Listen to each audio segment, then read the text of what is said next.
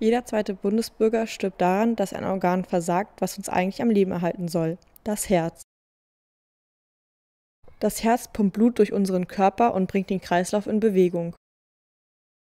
Der Herzkreislauf versorgt Organe und Körpergewebe mit Sauerstoff und Nährstoffen.